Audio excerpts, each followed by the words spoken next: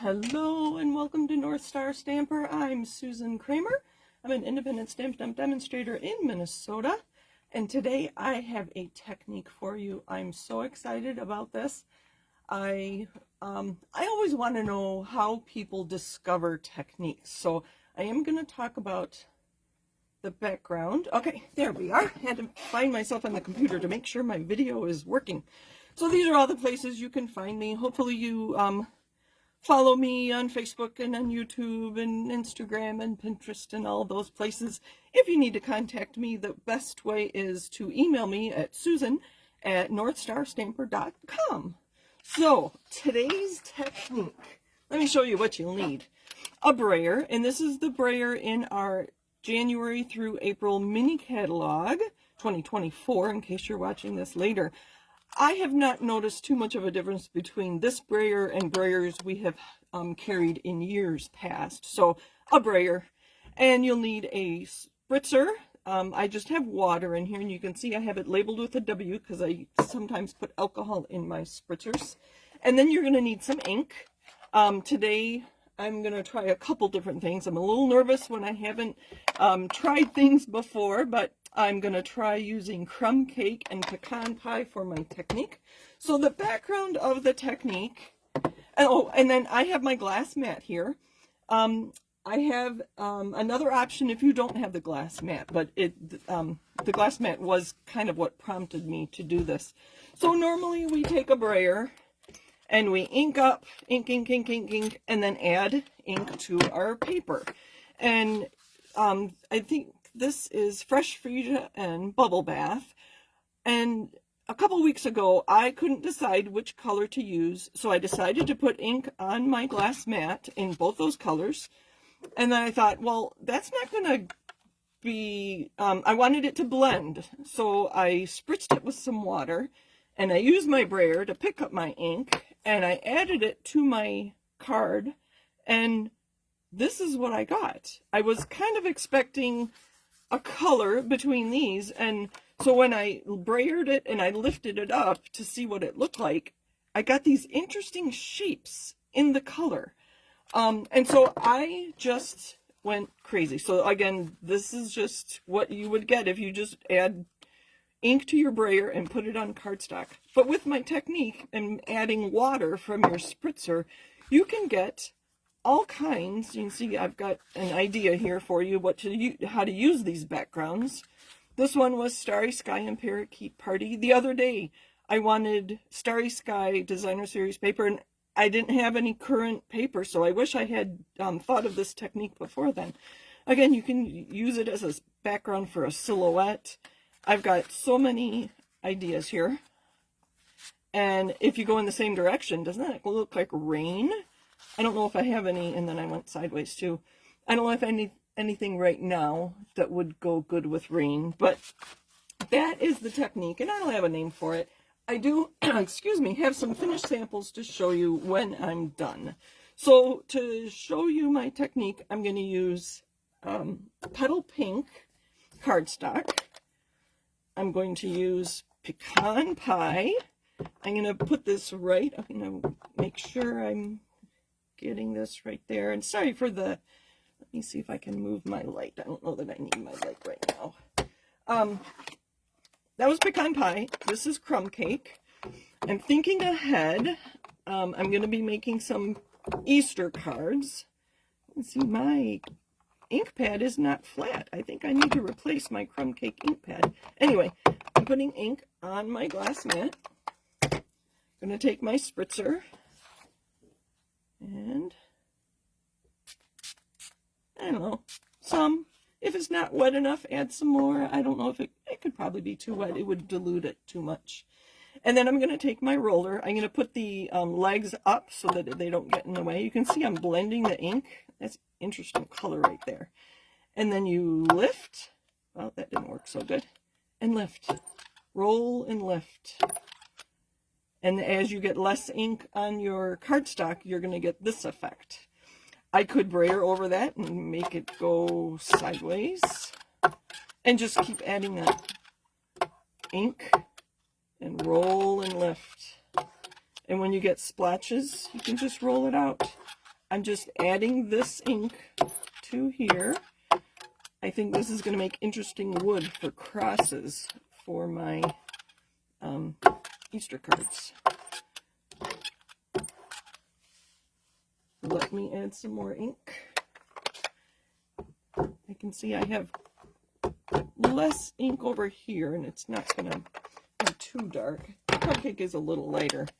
Pecan pie, I'm just adding it right to the glass mat again. Let's do it one more time because I do want to see what happens. And just add this. I'm going to turn my paper around so you can see more of it. It is a little messy. I don't have ink all over my fingers today. Sometimes I do. And just keep going. So if you want this card darker, just keep going. I'm going to do one more swipe here, just to mix that up. All right, that's good. And then the ink I have left on my surface, I'm going to turn my cardstock over and just put it on my card this way. And it just adds a nice background. I have a card where I just did that. And I'll show you that in a minute. I'm going to add more to it, but that's the gist of my technique, just to add color to your paper. And you can see I've got a mixture of my crumb cake and pecan pie there. So what do you do with all these backgrounds? That is a great question. Now I'm going to clean up my mat with the cloth that comes with it. Let me show you some cards, and then I will show you my alternative for you if you don't have the glass mat. You can, oh, I already showed you those. Okay. Let's start with this one. Oh, I don't remember all the colors of these. I want to say this is lemon lolly and pecan or pumpkin pie. And so I just used a piece of it, and it was light enough that I could stamp with early espresso the daisies. And I do like to stamp on my envelopes as well. You can tell where this one came from. So you can stamp more on it, right? So I have some lighter colors. I chose to stamp with a darker color. That's a shaded spruce. So there's a completed card. You can use it as a background, right? So you can see, let me grab this. You can see this layer here. I use the technique on that, and then that's just a die from the fancy dies. You can die cut it in timeless elements or timeless something. So you can die cut it in detailed dies too. And different detailed dies. And more detailed dies. So I thought that was kind of fun to give an interesting look to our cards. And then this one, so if you have ink on your surface and you just blot your paper on it, you'll get a background like this, and then use a darker color, to stamp on. And I like to stamp on my envelopes. So what do you do if you don't have a glass mat? Let me move my glass mat.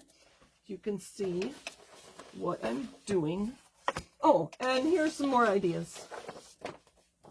These are current designer series paper, but I could have made that with this technique. You can see that is the perennial lavender. This one is from the daisies. This one got me thinking, what if we put a texture of something under our cardstock before we start brayering it? And so that's kind of pretty. Get that texture on there, and that's from the fish. Gone fishing, I think.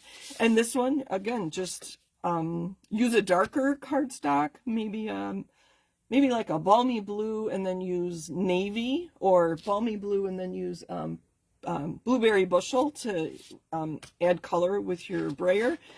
And that is, I forget which one that's from, but that's a current one as well.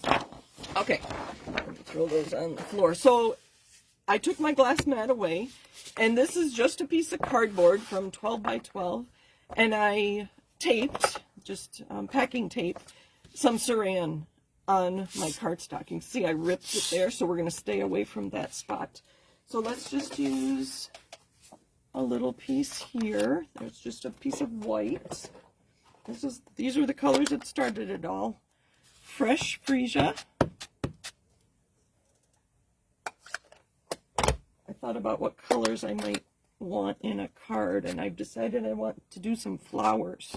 So I'm going to use light colors, and then I can stamp with something dark like Blackberry Bliss or Gorgeous Grape. So that's Bubble Bath and Fresh Freesia. I'm going to add water. Make sure I get there. Make sure my Brayer's clean. I just use water and then dry it off on a paper towel. Roll, roll, roll. And there we go. And get more purple there. I think I didn't get all the brown off my my roller, my Brayer before I did that. But there, that's my technique. Brayer ink pad. Because how many times have you wanted patterned paper and you didn't have the right color? Well, chances are you have that ink. So all you need is a Brayer and a Spritzer. So add that to your next order and you can create your own backgrounds in whatever colors you want. Thank you for joining me today. Happy stampin'! Bye for now.